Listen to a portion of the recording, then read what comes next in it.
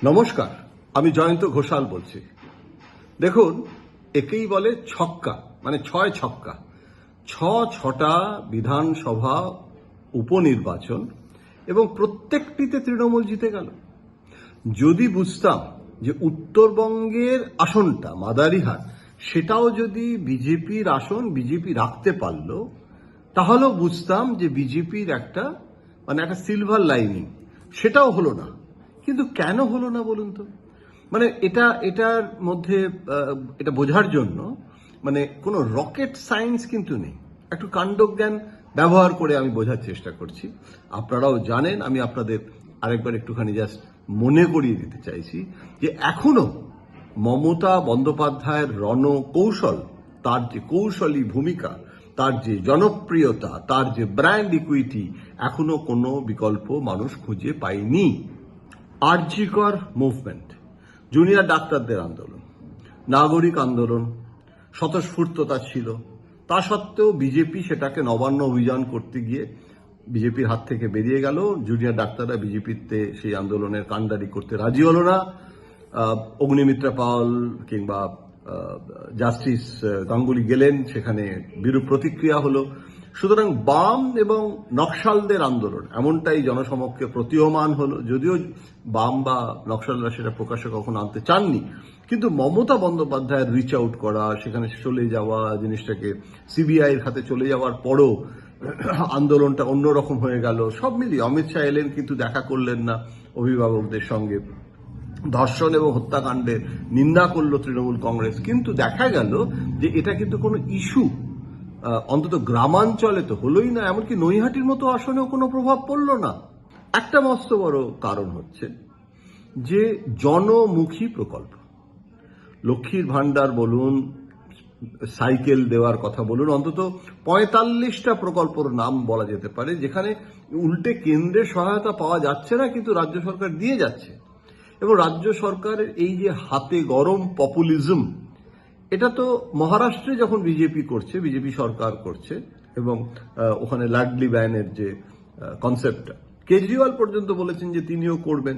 সুতরাং এটা তো একটা এমন কোনো ব্যাপার নয় যে সেটা মমতা বন্দ্যোপাধ্যায় করলে খারাপ আর বিজেপি করলে ভালো। মমতা বন্দ্যোপাধ্যায় বরং এটা নিয়ে বিজেপিকে রাজনীতি করার সুযোগ দেননি। এটা মোদীর প্রকল্প নয়, এটা মমতা বন্দ্যোপাধ্যায়ের প্রকল্প।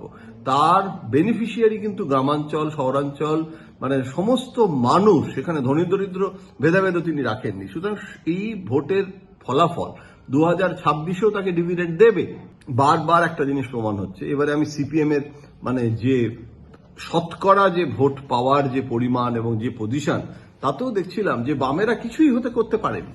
বামেরা যে ধরনের ফলাফল দেখা যাচ্ছে, যে তালডাঙ্গাতে সিপিএম থার্ড পজিশনে, নৈহাটিতে সিপিআই এমএল থার্ড পজিশনে, মেদিনীপুরে সিপিআই থার্ড পজিশনে, তাহলে মাদারিহাটে তো আরএসপি ফোর্থ পজিশনে, সিতাইতে অল ইন্ডিয়া ফরওয়ার্ড ব্লক ফোর্থ পজিশনে। সুতরাং বামেরাই যে একটা উত্থিত হচ্ছে, যে জুনিয়র ডাক্তার আন্দোলনের সময় আমরা অনেকে আলোচনা করতে শুরু করেছিলাম, তাহলে সেটা লবডঙ্কা, সেটাও কিছু হয়নি। তাহলে মমতা বন্দ্যোপাধ্যায়ের কোনো বিকল্প এখনো পর্যন্ত নেই। এবং অমিত শাহ একবার এখানে এসেছিলেন, বিজেপি রাজ্য নেতাদের বলেছিলেন যে মমতা চাই একটা, অর্থাৎ অপোজিশনে মমতা যেভাবে সিপিএম কে সরিয়েছিল, সেই মমতাকে আজকে আমাদের প্রয়োজন। পশ্চিমবঙ্গে শুভেন্দু অধিকারী, সুকান্ত বাবু, দিলীপ ঘোষ, নেতা অনেক, বিকল্প নেই। বিরোধীরা অনেকে বলছেন, বিজেপির তো বলছেই, সিপিএমও নেতারা বলেছেন যে সন্ত্রাস হয়েছে, রিগিং করেছে, তার ফলে ভোট হতে পারেনি।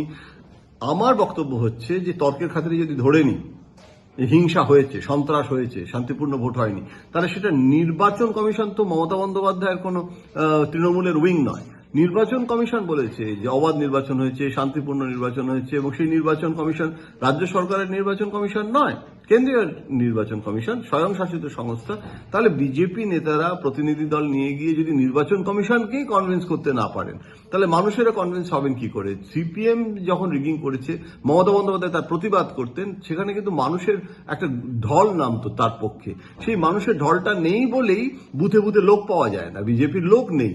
1 কোটি সদস্য সংখ্যা কি করবে? মানুষের তো ভোটের সময় যে ম্যানেজমেন্ট, বুথ ম্যানেজমেন্টেই মানুষকে খুঁজে পাওয়া গেল না। সুতরাং বিজেপির সাংগঠনিক দুর্বলতা, অতএব বিজেপির সাংগঠনিক দুর্বলতা, নেতৃত্বের সংকট এবং সেখানে কিন্তু মোবিলাইজেশন অফ দ্য পিপল, মানুষকে যে মোবিলাইজ করা তার যে ক্ষমতা নেই, ছত্রভঙ্গ পরিস্থিতি। এবং এই পরিস্থিতিতে মোদী এবং অমিত শাহ অন্তত এখন বুঝতে পেরেছেন যে বিজেপি রাজ্য নেতৃত্বের দুর্বলতা। 2026-এর জন্য নিশ্চয়ই বিজেপি আবার আসরে নামবেন এবং মহারাষ্ট্রে জয়লাভের পরে বিজেপির জাতীয় স্তরে হুঙ্কার আরো বাড়বে। সংসদ 25 তারিখে শুরু হচ্ছে, সেখানেও নিশ্চয়ই বিজেপি যথেষ্ট আক্রমণাত্মক হবে, কেননা এত কাণ্ড করেও কিন্তু কংগ্রেসের নেতৃত্ব সফল হতে পারেনি। এবং মমতা বন্দ্যোপাধ্যায়ও কিন্তু একটা জিনিসকে খুব ফোকাস করে দিয়েছেন যে তার লক্ষ্য কিন্তু এখন পশ্চিমবঙ্গ। 2026 অর্জুনের মতো পাখির চোখ দেখছেন তিনি। এইবারের কিন্তু 2026-এর রণক্ষেত্র প্রস্তুত, কিন্তু এখনো পর্যন্ত যা পরিস্থিতি, মমতা বন্দ্যোপাধ্যায়ের কোনো বিকল্প আমি 2026-এর জন্যও দেখতে পাচ্ছি না। মমতা বিনে গীত নাই।